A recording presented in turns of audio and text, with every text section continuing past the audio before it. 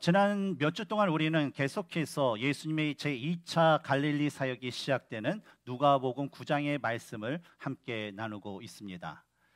이때는 이 공생의 기간이 1년 남짓 남은 그 시기로 예수님께서는 자신이 곧 감당해야 할 그 십자가의 그 고난에 대한 그 사건과 또 십자가 이후에 복음의 사역이 제자들에게 계속적으로 이어질 수 있도록 준비하기 위한 그 사역에 집중을 하시게 되었습니다.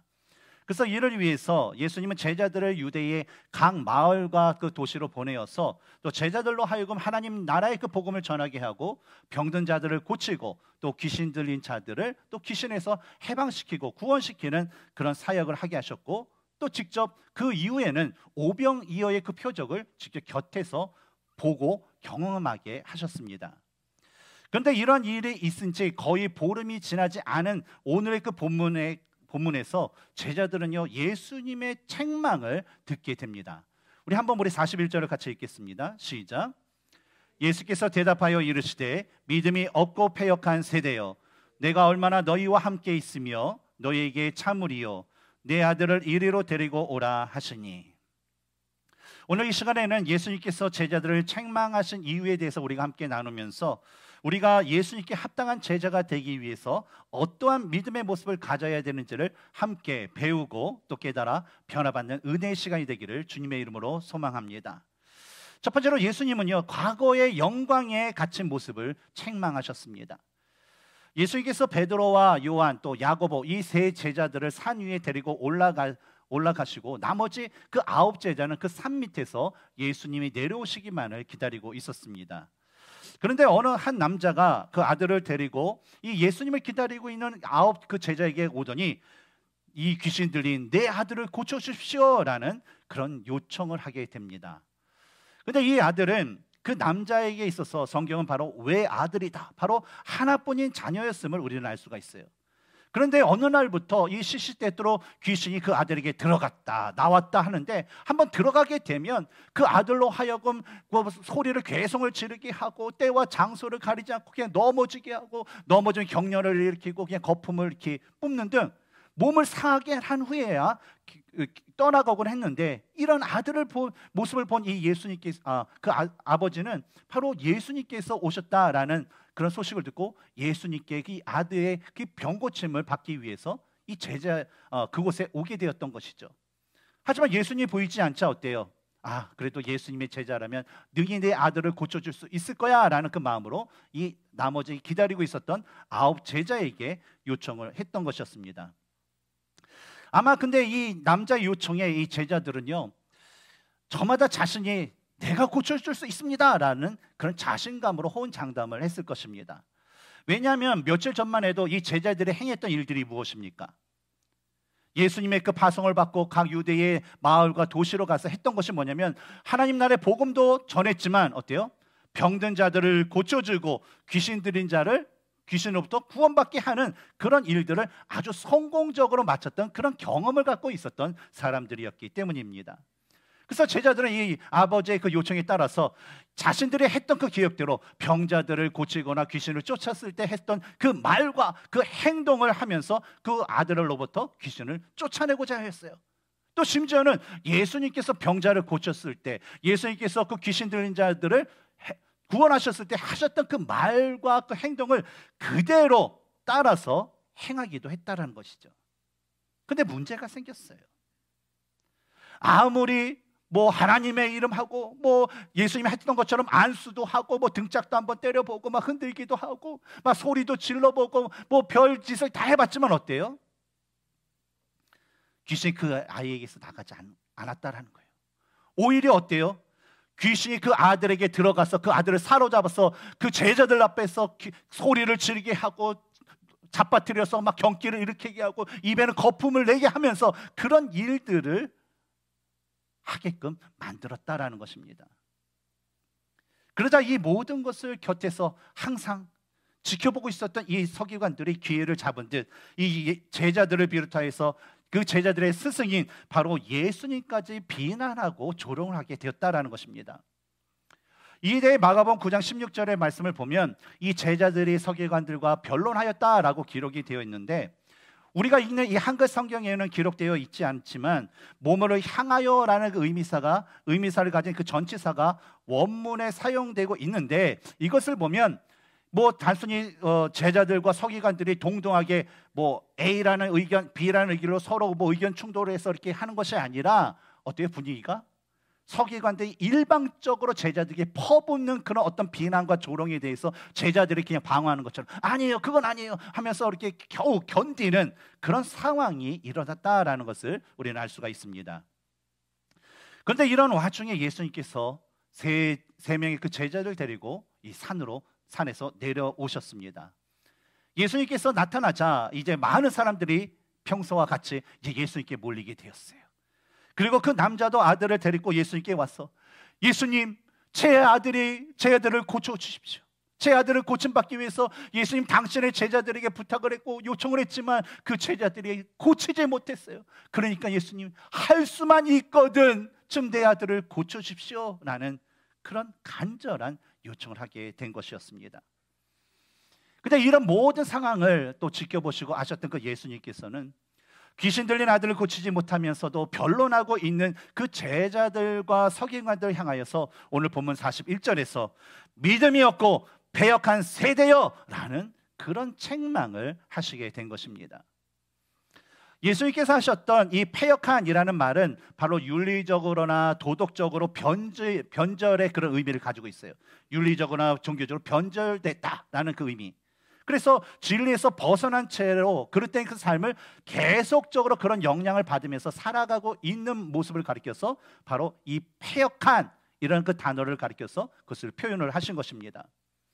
여러분, 제자들의 경우는 어떤 사람들입니까? 제자들의 삶을 보면 지금까지 예수님과 함께 동고동락하면서 직접 가르침도 받고 예수님께서 보여주신 이적과 표적을요 직접 곁에서 보고 경험했던 사람들이었습니다. 심지어 이 제자들은요 직접 훈련도 받았어요. 그래서 예수님의 파송을 받아서 병자들을 고치고 귀신을 쫓아내는 그 사역도 직접 경험했던 사람이었습니다. 그리고 성공적으로 그 모든 것을 마치게 되었죠. 그러나 오늘 본문에 그들이 이 아이에게서 귀신을 쫓아내지 못한 이유는 바로 하나님께 전적으로 맡기고 의지하면서 능력을 구하지 않고 자신이 과거에 행하면서 얻었던 그 영광만을 의지하면서 그 아들에게 들은 귀신을 쫓아내는 그 행위를 했기 때문이었다라는 거예요. 마치 뭐냐면 아버지가 내 아들에게 들은 그 병을 고쳐주세요, 귀신을 쫓아내주세요 라고 얘기했을 때 그 제자들이 그런 거예요. 이 귀신 쫓는 거예요? 이전에 제가 다 해본 거예요. 걱정하지 마세요. 제가 고쳐줄게요. 걱정하지 마세요 라는 그 식의 마음으로 그 귀신 들린 아들을 고쳐주는데 시도를 했다라는 것입니다. 다음으로 그 현장에 있는 서기관의 그 경우는 어떨까요? 서기관들. 이 서기관들은요 유대의 그 어떤 사람들보다 하나님의 말씀을 많이 연구하여서 많이 알고 있었던 사람들이었습니다. 그런데 우리가 성경 공부를 이렇게 하게 되면 분명히 하나님의 말씀을 읽고 연구해서 잘 알면 어떤 결과가 나와야지 정상이에요? 온전한 믿음을 가져야 되는 것이 정상이라는 거예요. 그렇지 않습니까? 그래서 우리가 말씀 읽으세요, 기도하세요, 우리 말씀 읽읍시다, 기도합시다 라는 그런 말을 우리가 하게 되는 것이죠.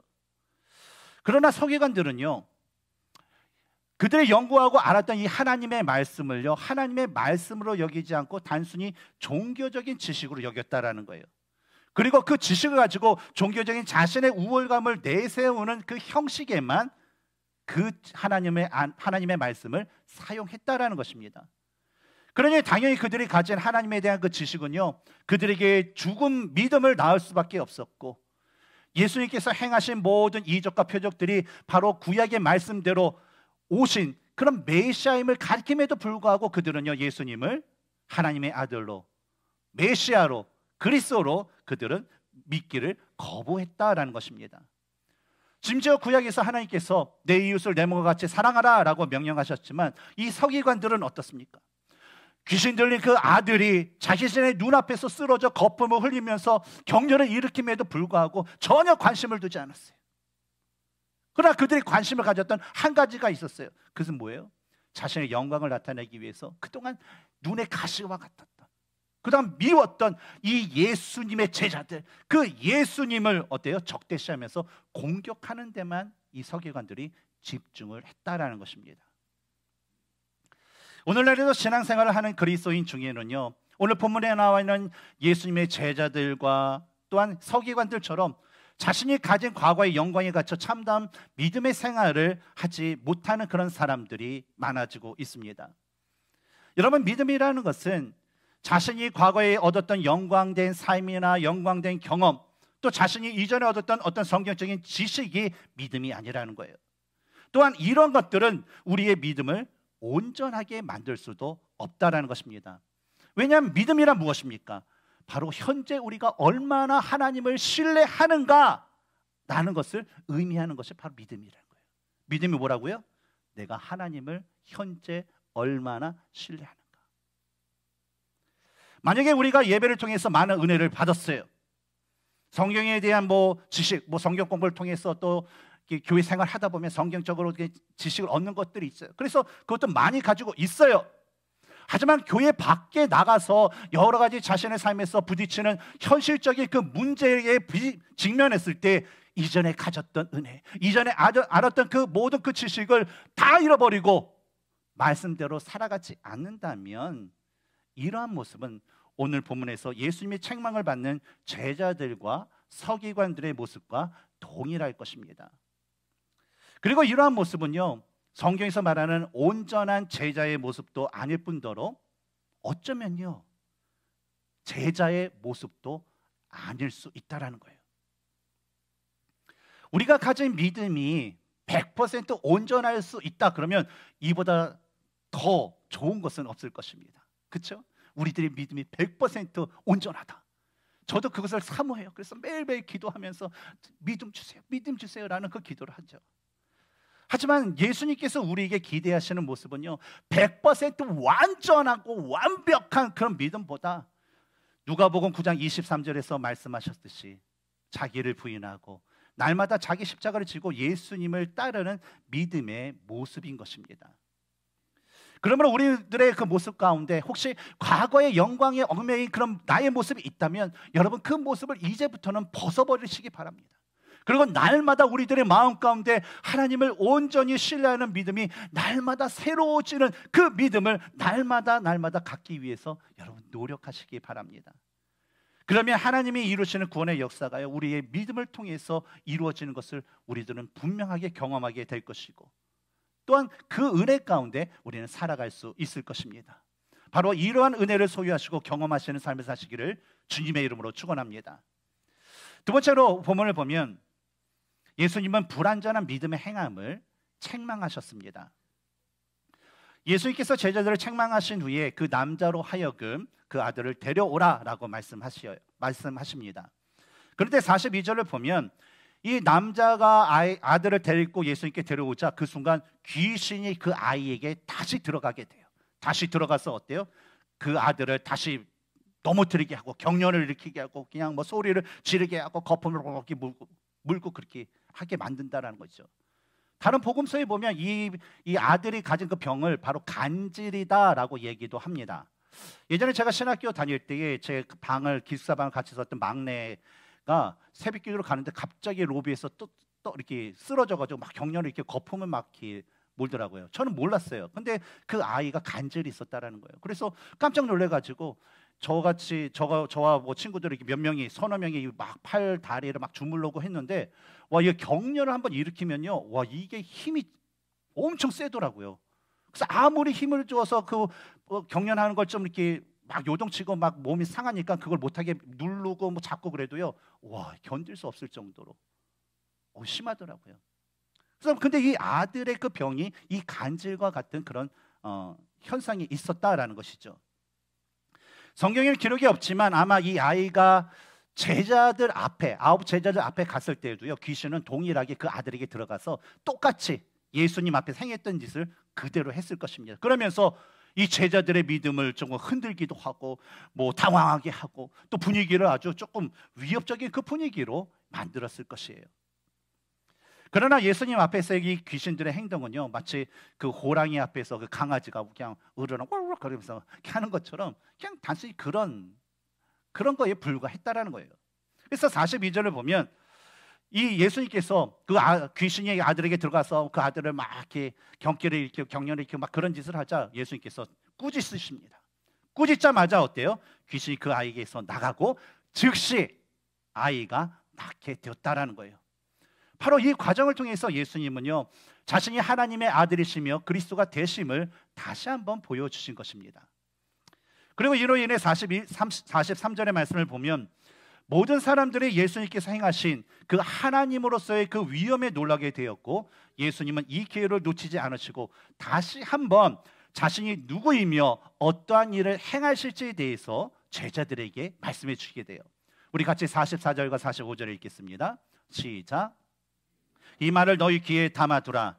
인자가 장차 사람들의 손에 넘겨지리라 하신대 그들이 이 말씀을 알지 못하니 이는 그들로 깨닫지 못하게 숨긴 바 되었음이라. 또 그들은 이 말씀을 묻기도 두려워하더라. 예수님께서 제자들에게 자신이 십자가의 고난을 당하고 이제 죽게 될 것이다 라는 그 말씀을 첫 번째 한 것 언제 했는지 혹시 기억하세요? 바로 베드로가 주는 그리스도시요 살아계신 하나님의 아들이십니다 라는 그 고백을 한 후에 예수님께서 첫 번째로 내가 제사장 무리에게 고난을 당하고 또 죽을 것이다 라는 그런 이야기를 하시죠. 근데 그 말씀 이후에 오늘 본문의 44절과 45절은 두 번째로 자신이 감당해야 될 그 십자가의 그 사건에 대한 말씀을 제자들에게 해 주신 것입니다. 근데 오늘 본문을 이렇게 보면 사실 제자들이 귀신 들린 아이를 고치지 못한 이유에 대해서 기록을 하고 있지는 않습니다. 근데 동일한 이야기를 기록한 또 마가복음 9장을 보면 그 이유에 대해서 우리는 알 수가 있어요. 예수님께서 귀신 들린 아이를 고쳐주신 후에 어느 집에 들어가시게 됩니다. 그랬더니 이 제자들이 조용히 예수님을 따라와서 예수님께 이런 질문을 하게 돼요. 예수님, 우리는 어찌하여서 능히 그 귀신을 쫓아내지 못했습니까? 라는 그 질문이에요. 이에 대한 예수님의 대답을 보면 마태복음 17장 20절에서는 너의 믿음이 작은 까닭이라 라고 말씀하셨고, 또 마가복음 9장 29절에서는 기도 외에 다른 것으로는 이런 종류가 나갈 수 없다라고 말씀을 하셨습니다. 그래서 우리가 이러한 예수님의 그 말씀을 문자적으로 해석한다면 어떻게 되겠습니까? 마태복음의 말씀에 의하면 작은 믿음, 즉 예수님을 참으로 의지하는 믿음이 부족하면 귀신을 쫓아내지 못한다라고 우리는 해석할 수 있고, 또 마가복음에 의하면 뭐예요?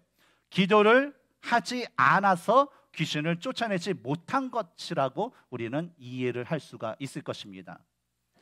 그런데 한번 생각해 보세요. 여러분, 이 말씀을 문자대로 그대로 해석하는 것이 과연 예수님께서 말씀하시고자 하는 그런 뜻일까요?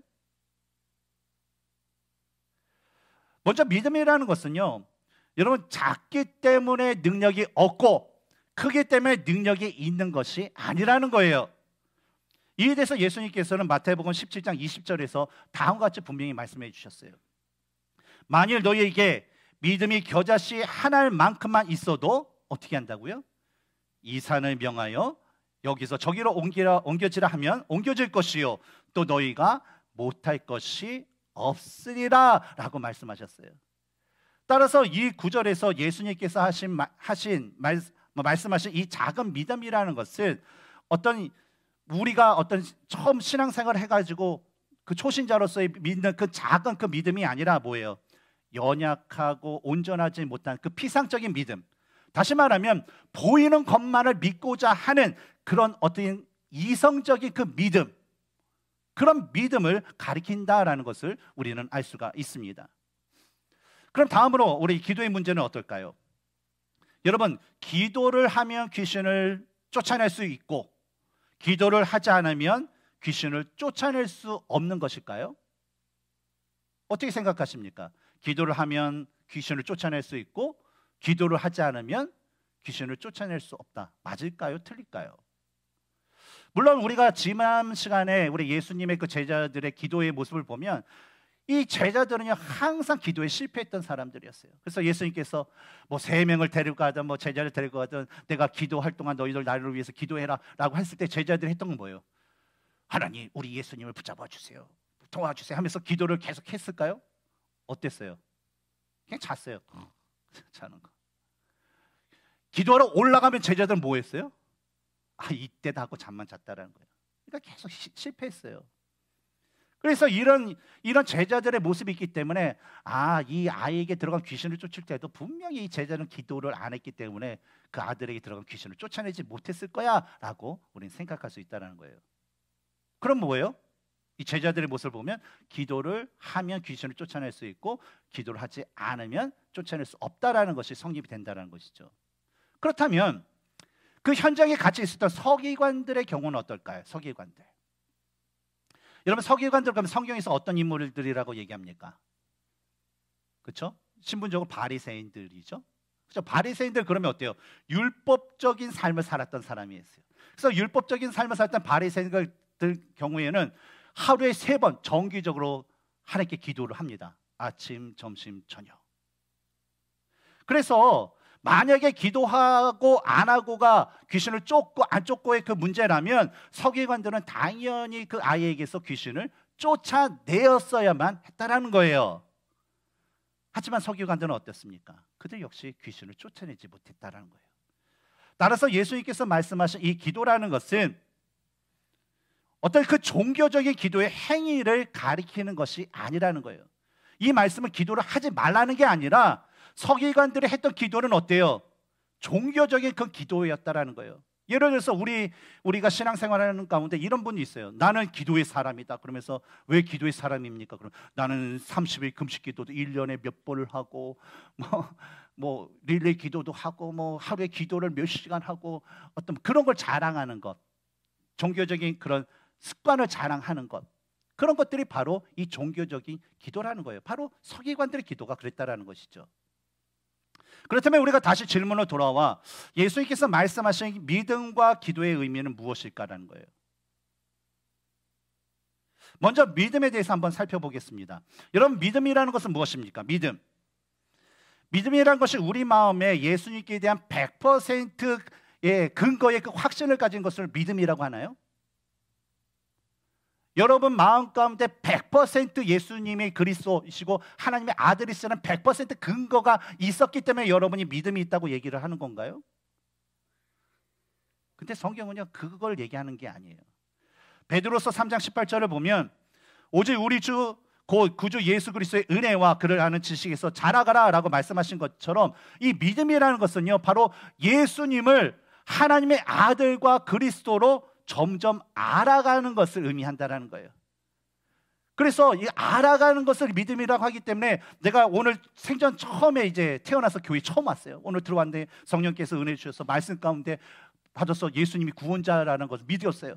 근데 그 믿음이나 20년, 30년 오랫동안 예수께서 그리스도이심을 아는 그 믿음을 가진 사람이나 어때요? 그 믿음에는 그 결과는 똑같다라는 거예요.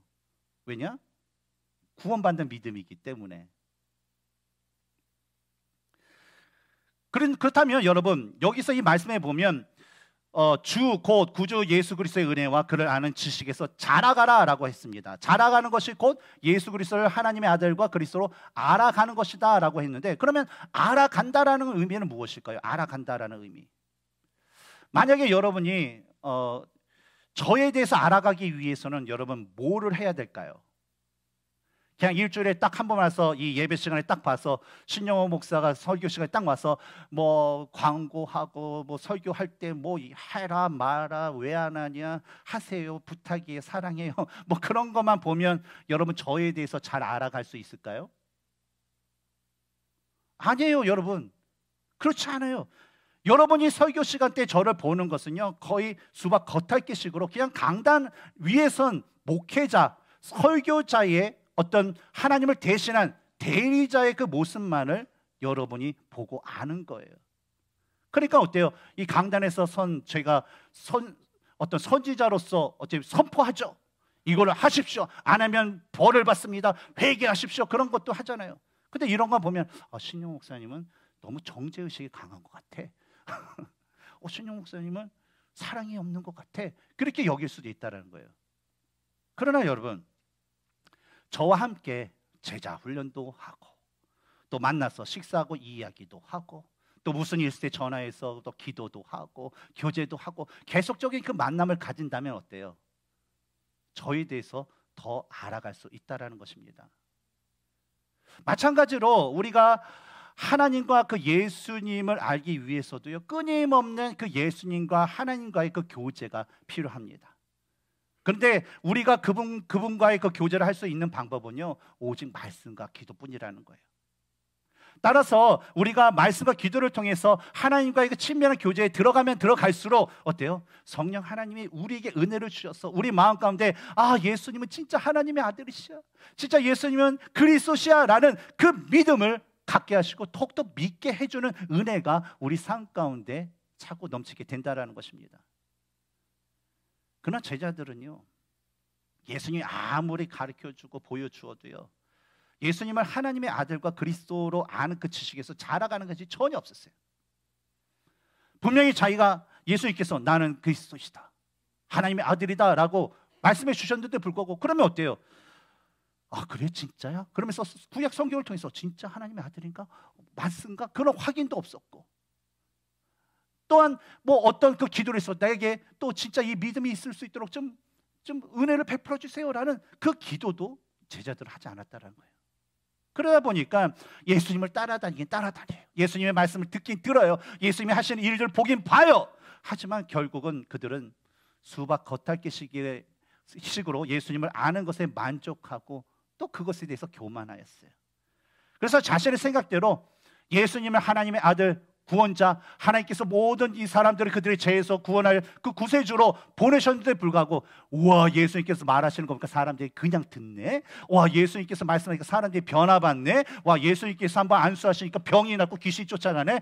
야, 이런 예수님이 우리의 왕이 되면 우리는 진짜 강력한 왕으로 우리 백성들은 행복하게 살 거야 라는 그 정치적인 메시아로 예수님을 판단하게 되었다라는 거예요. 그래서 그 무엇을 하라 그러면 기도는 하지 않죠. 어때요? 그냥 자신의 능력으로 무엇인가를 하려고 했던 자들이 바로 이 제자들이었다라는 것입니다. 그러니까 어때요? 이런 삶을 살다 보니까 대제사장이 무리가 이제 예수님을 포박해서 십자가에 이제 달려 죽이게 되는 그 시점이 되자 제자들은 어때요? 다 도망갔어요. 걸어봐 날 살려라, 다 도망갔어요. 다음으로 기도에 대해서 우리 한번 살펴볼까요? 한글 성경에서는 이 마가복음 9장 29절에 기도만을 언급하고 있습니다. 근데 마가복음의 원문 그 사본과 킹 제임스 영어 그 성경의 번역본을 보면 기도와 금식으로 기록하고 또 번역된 것을 우리가 볼 수가 있습니다. 일반적으로 기도라는 것은요, 우리가 하나님과의 그 교제를 하는 거예요. 기도. 근데 교제를 하면서 그걸로 끝나는 것이 아니라 하나님 안으로 계속적으로 들어가는 그 작업이 이 기도라는 것입니다. 계속적으로 들어가면서 하나님께 자신의 모든 것을 전적으로 의지하고 맡기는 그 행위가 바로 기도라는 거예요. 단순히 우리 기도하면 기도 시작했다, 기도 끝났다, 내일 그러면서 놀고 그랬잖아요. 그냥 예수님 사랑합니다, 예수님의 이름으로 기도했습니다, 아멘, 기도했으니까 이제 밥 먹자, 그러면서 그런 단순히 기도의 형식이 아니라는 거예요. 여러분, 예배도 마찬가지예요. 여러분이 오늘날은 우리 제사의 예배를 드리진 않지만 우리 모든 예배 가운데 그 제사의 의미가 있습니다. 그래서 여러분 10분, 5분 일찍 와서 기도하셔야 돼요. 기도할 때 뭐예요? 사람들이 자기 예물 가지고 와서 하나님께 드리고 피의 제사로 있어 자신의 죄를 용서받고 하는 것처럼 용서를 구해야 돼요.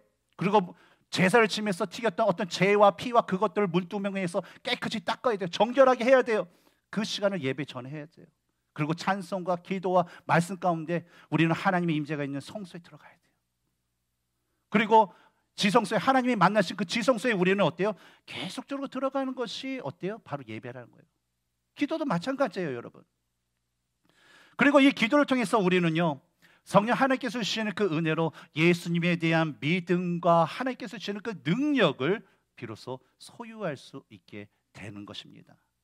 근데 여러분, 기도와 금식이 함께 언급됐다면 어떨까요? 금식이라는 것도 무엇입니까? 외부로부터 오는 모든 공급을 끊어버리는 거예요. 그리고 뭐예요? 오직 하나님만이 하실 수 있습니다.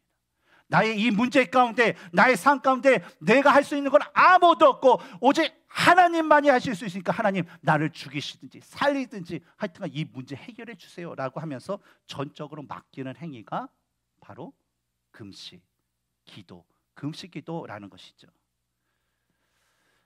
이와 같이 우리가 믿음과 기도에 대해서 살펴보았듯이 제자들은요, 하나님을 전적으로 의지하고 맡기려는 그런 믿음이 그들에게 없었습니다. 그저 자신의 경험과 능력만으로 이 아이에게 들린 이 귀신을 쫓아내려다 보니까 그들은 결국 실패할 수밖에 없었던 것이죠. 근데 당시 저는 만약에 제자들이 그 실패를 인하여서 그 자리에 자신을 되돌아보고 자신만 하나님을 의지 않고 자신만을 의지했던 것을 회개하고 다시 하나님께 기도하면서 그분을 전적으로 의지하고 맡기는 일에 집중하였다면 그때 당시 상황은 완전히 달라졌을 것이다 라고 저는 믿습니다. 하지만 제자들의 마음밭 자체가요, 하나님 중심적이지 않았기 때문에 그들은 귀신 들린 아이를 내버려 두고 자신을 공격하는 서기관들과 하는 그 변론에만 집중을 하였던 것입니다. 그러니까 예수님께서 그런 제자들의 모습을 보시고 뭐라고 하셨겠어요? 믿음이 없고 패역한 세대여 라는 그 책망을 주실 수밖에 없는 것입니다. 그런데 안타까운 것은 시대가 지나면 지날수록 오늘날 그리스도인들의 그 모습에는 예수님을 알아가려는 이 믿음의 모습이 점점 사라지고 있다는 것입니다. 그런데 더 심각한 것은 뭐냐면 말씀 읽고 기도하고 예배 드리는 것을 등한시해요. 근데 이 말씀은 뭐예요? 말씀 읽고 기도하고 예배 드리라는 것은 구약 처음부터 하나님께서 백성들에게 얘기하셨던 그 동일한 말씀이에요. 근데 그것도 하지 않아요. 근데 더 심각한 건 뭔지 알아요? 이런 모습을 가졌음에도 불구하고 위기감은커녕 더욱더 마음이 무감각해진다라는 그 사실입니다. 반면에 우리가 싸워야 할 사탄의 세력들은 어떻게 변했을까요? 이 사탄의 세력은요, 시대의 그 변화에 따라서 이전보다 더 강력하고 다양한 그 방법을 연구하고 동원합니다. 그래서 오늘날에도 한 사람이라도 믿음을 갖지 못하게 공격해요. 미혹해요. 억압도 줘요. 공포도 줘요. 또 한 사람이라도 하나님으로 또 끌어내리기 위해서 어때요? 공격하고 위협을 주고 유혹을 한다는 것입니다. 그러다 보니 세월이 흐르면 흐를수록 오늘날의 그 교회 그리스도인들이 믿음에 점점 굳건히 서는 것이 아니라 교회는 진리의 문제가 아닌 여러 가지 크고 작은 문제들로 인하여서 미움과 다툼과 분란이 교회 가운데 일어나고 이 성도들의 경우에는 개인 스스로의 그 믿음도 무너지게 되는 일이 허다하게 오늘날 많은 교회에 일어나고 있다는 것입니다. 그리고 또한 하나님께서 성경을 통해서 말씀하신 죄악들에 대해서 스스로가 합리화하면서 죄를, 하나님께서 죄라 하신 그 죄를 죄가 아닌 양 생각하고 말하는 교회와 그리스도인들이 오늘날에 너무나도 많다는 거예요. 근데 이러한 모습은요, 마치 이 사탄과 귀신들은 현대의 영적 싸움을 위해서 새로운 무기를 가지고 교회와 이 성도들, 그리스도인들을 공격하려고 하는데, 오늘날 많은 그 교회와 성도들, 이 사탄의 무리들과 영적 전쟁을 이제 맞서서 그들과 맞서 싸워야 이 교회 그리스도인들은요, 그냥 과거에 가졌던 그냥 칼과 창과 같은 그 재래식 무기, 영적인 재래식 무기와 같은 것에만 만족하고 그것만을 생각하면서 더 이상 하나님께 구하지도 않고, 하나님께 구하면서 어떻게 내가 영적 전쟁에서 이겨야 됩니까? 내가 어떻게 믿음으로 굳건히 설 수 있습니까? 라는 그 구함을 하나님께 전혀 하지 않고 그저 어때요? 그 영적 전쟁에 나가는 거예요. 그러다 보니까 어떻습니까? 막상 사탄이 거침없이 공격을 하면요, 교회와 그리스도인들은 싸움에서 져서 무너질 수밖에 없어요. 영적인 삶이 무너지니 어때요? 자연스럽게 타락한 인생을 살아갈 수밖에 없어요. 타락한 인생을 살아가니까 어때요? 결국 세상 사람들이 조롱거리가 되고 또 교회와 성도들은 하나님의 품을 떠난 절망적인 삶을 살 수밖에 없는 것입니다. 그것이 바로 유럽 교회가 그랬잖아요. 지금 미국 교회도 그러고 있잖아요. 또 최근에 그 결과 이러한 현재의 그 교회와 그리스도인들의 그 자화상을 보여주듯이 작년 남침예교 총회의 그 통계에 따르면 매년마다 남침예교, 우리 서든 베프티스트 컨벤션에 속해했던 그 교회들 매년마다 850교회가 새롭게 개척이 된다고 합니다. 1년에. 근데 1년에 800교회가 문을 닫는다고 그래요. 없어진다는 겁니다. 근데 보수주의 교단, 복음주의 교단이라고 자처하는 이 남침예교 교회들이 이러한 상황이라면요, 다른 교단들은요 그 상황이 더 심각하다라는 얘기예요. 근데 분명히 기억해야 할 것은 누가복음 9장 1절에 예수께서 12 제자를 불러 모으사 모든 귀신을 제어하며 병을 고치는 능력과 권위를 주시고 라는 그 말씀처럼 예수님께서는요 제자들에게 이미 모든 사역을 감당할 수 있는 권위와 능력을 주셨다라는 거예요. 주지도 않고 해라 그런 게 아니라 다 줬어요. 그러나 하나님을 전적으로 의지하는 믿음이 없고 그것을 구하지 않았던 제자들은요 그 능력과 권위를 받았지만 사용하지 못하였고, 그래서 아이를 놓고 그냥 벌린 영적 그 싸움에서 어때요? 사탄에게 지고 말았던 것입니다. 그리고 이러한 심각성을 깨달아 좀 회개했으면 좋겠는데 회개하기는커녕 어때요? 오히려 서기관들과 변론에만 집중하였다라는 것이죠. 오늘날 예수 그리스도를 믿는 우리에게도요 성령 하나님께서는 우리가 모든 영적인 사역을 감당할 능력과 권위를 주셨습니다. 그렇다면 우리는 어떨까요? 현재 우리들 모습, 우리의 모습을 한번 살펴보아야 돼요. 이제는 우리가 하나님과 예수님을 알아가기 위해서 우리는 얼마나 말씀 생활을 하고 얼마나 하나님께 예배드리기에 힘쓰고 얼마나 하나님께 나아가 기도하는 일에 마음을 다하는지 살펴보아야 된다는 거예요. 만약에 우리가 과거에 얻었던 어떤 일들, 어떤 경험, 어떤 그 지식에 얽매여서 오늘날 그 삶에서 영적인 생활을 중단하고 포기한다면 우리는요 능력과 권위를 받았지만 그것을 사용하지 않고 변론만을 하였던 그 제자와 같을 수밖에 없습니다. 만약에 우리가 성경적인 지식에만 만족하고 하나님에 대한 온전한 믿음의 모습을 갖지 못한다면 하나님에 대한 죽음 지식만을 가지고 있었던 서기관과 같은 동일한 자가 될 수밖에 없을 것입니다. 그리고 분명히 이에 대해서 예수님께서는 분명하게 책망을 하실 것입니다. 믿음이 없고 패역한 세대요. 그러므로 우리는요 최소한 우리 주일과 금요일 그리고 우리에게 주어진 예배의 그런 예배 시간과 또 기도의 시간에 우리는 열심히 참석해서 하나님의 그 은혜를 구해야 돼요. 하나님 나에게 영적인 힘을 주세요. 능력을 주세요. 성령 충만한 은혜를 주세요. 라는 그 기도를 우리 열심히 해야 돼요. 그리고 우리가 이처럼 날마다 말씀과 기도를 하면요 성령님께서 주실 그 은혜를 어때요? 우리에게 가득 채워 주실 줄 믿습니다. 그러면 우리 삶은 어때요? 항상 성령님이 함께 하시고 또 우리 삶 가운데 성령께서 역사하시는 그 은혜를 우리는 날마다 경험하면서 하나님을 찬양하고 영광 돌릴 수 있게 될 것입니다. 온전한 믿음을 얻기 위해서 날마다 주님께 나아가고 동행하는 삶을 사시기를 주님의 이름으로 축원합니다. 함께 기도하겠습니다.